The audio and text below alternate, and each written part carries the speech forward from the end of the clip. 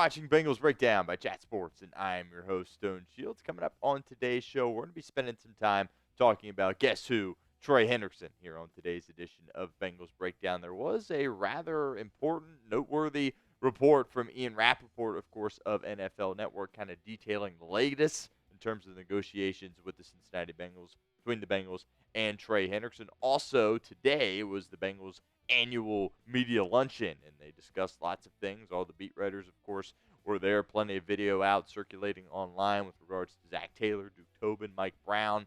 Lots of interesting stuff that we can talk about. Our video tomorrow is going to really break down everything that was talked about at that luncheon. Just going to kind of focus more so on Trey Hendrickson specifically for today's video here at Bengals Breakdown, but I am doing some solo producing here on today's show, so if you see me look down or whatever the case may be, just trying to do multiple things here at once as we progress. But before we get into that, make sure you guys hit that sub button if you haven't done so already. YouTube.com/Bengals TV. We are trying to get to 20,000 subscribers here at the channel prior to August 7th. What is August 7th, you might ask? August 7th is the Bengals' first preseason game. I think it'd be a pretty cool accomplishment to get to that 20K milestone before preseason week 1. Should be a lot of fun when that rolls around. But we got a few weeks. Only need 376 subs to make it happen. So if you're a diehard Bengals fan, and you haven't hit that sub button, help us out. Help yourself out as well by hitting that sub button for me right now. All right, so Ian Rapoport reports that Cincinnati has made several offers to Trey Hendrickson, including a new one. Now, if you remember when Hendrickson started to kind of airing his grievances publicly with the organization, he was basically saying that things had gone radio silent between him, his team, and the Cincinnati Bengals. Well, that was reported the other day by Ian Rapoport that was not true, that the Bengals actually have been going back and forth with Trey Hendrickson, and in recent days, there was a new offer. And I just want to be very clear here. There's people around the league that think something could actually get done as early as later tonight or even tomorrow. So I think things are actually progressing in the right direction when you're talking about Trey Hendrickson. Let's get into this quote directly as it pertains to Ian Rapoport and what he had to say about Trey Hendrickson. He said, Hendrickson, their excellent edge rusher, sack leader in the NFL last year, still wants a new contract, still wants to get paid, set to make $16 million this year, not expected to play for that.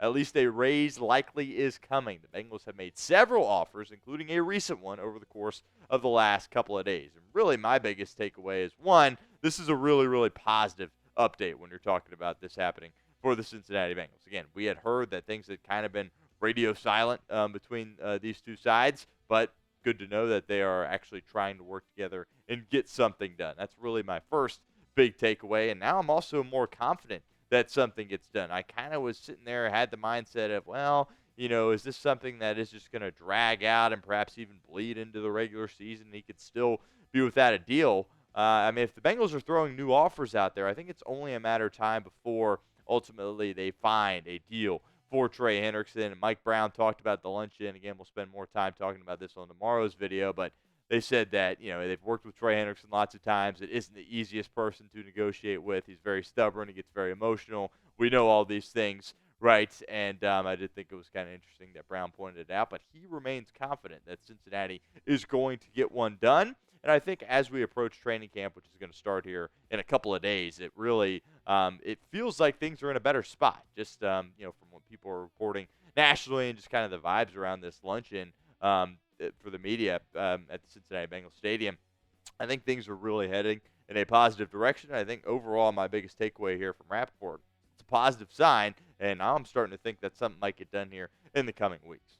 What's your confidence level a Hendrickson deal gets done? Let me know in the comment section. Scale it for me 1 to 10. 1 on the low end, 10 on the high end. It is, of course, the pinned comment of today's show. Let's take a look at this list because we've shown this list several times here at the channel, but it is different as, of course, T.J. Watt now is the highest paid non-quarterback in NFL history, and he is now over Myles Garrett at that $41 million per year mark. Absolutely incredible money.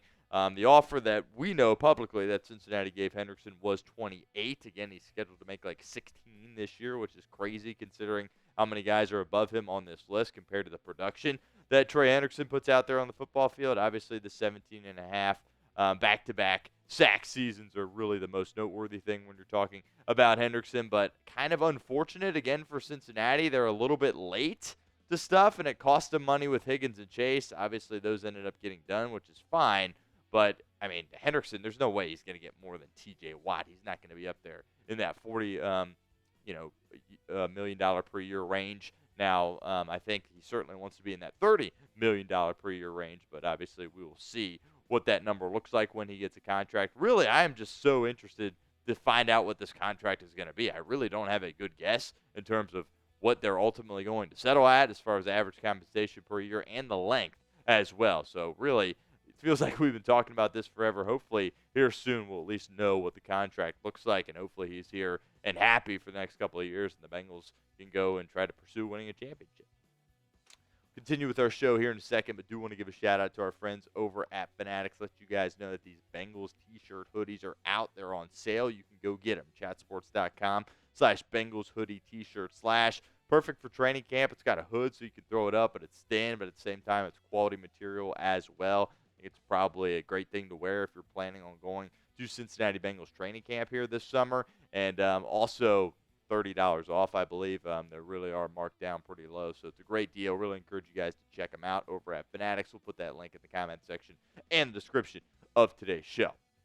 Just a couple of notes here from Ben Baby, and then we'll get to Paul Dehner Jr. as well. Again, tomorrow's video will really focus a lot on some of the things that were said at the media luncheon, but Ben Baby put out Bengals executive Duke Tobin said they hope to reach a deal with defensive end Trey Hendrickson. Unclear if it can be done before the start of the season. That's just kind of hitting home the fact that, hey, Duke Tobin still wants to get this done. When we talked to him at the Combine, he clearly wanted to get it done, and that mindset has not changed. And since Rapoport is saying, yep, they've thrown more offers out there, they're negotiating, they're trying to work through this, I think it's a very, very positive situation. And Duke Tobin still sounds like he remains optimistic that something could get done. And then somebody who's even more optimistic is the owner, Mike Brown. That's what Paul Dehner Jr. put out there. He said, certainly a sign of optimism/progress regarding a Trey Hendrickson deal from today's luncheon. This is what Mike Brown said. I think we are in a good spot. I hope this thing comes together soon. I'm just going to leave it at that. And as I pointed out, Brown also discussed that, Hendrickson not the easiest person to negotiate with, but very clear that when Bengals brass talk about Trey Hendrickson, they view him as a very, very valuable player and somebody that can help them win and somebody that they ultimately want on their football team with Joe Burrow, T. Higgins, Jamar Chase, and company. Really view him as a star of this football team because he is. All right, so we talked about in yesterday's video how the Bengals are signing former Cincinnati Bearcat Desmond Ridder, and there was some more news that kind of broke this morning about, well, they were actually working out some other quarterbacks as well in the process, and I did think it was noteworthy enough to bring it up here on today's show, but they also hosted C.J. Beathard and Tyler Huntley, and ultimately decided to go with Desmond Ridder.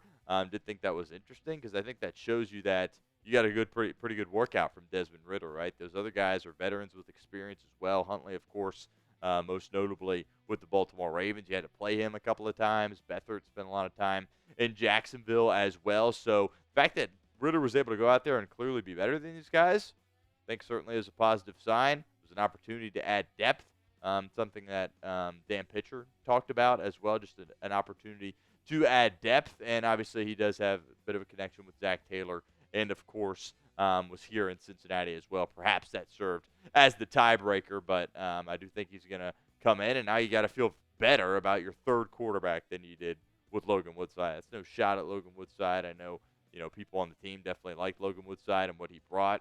It's fun to watch him in the preseason. He was a tough guy, but I think Ridder over Woodside is certainly an upgrade, but also at the same time, no disrespect to Desmond Ridder, but if the Bengals are in a position where he's out there playing quarterback for them in the regular season, things have gone terribly, terribly wrong.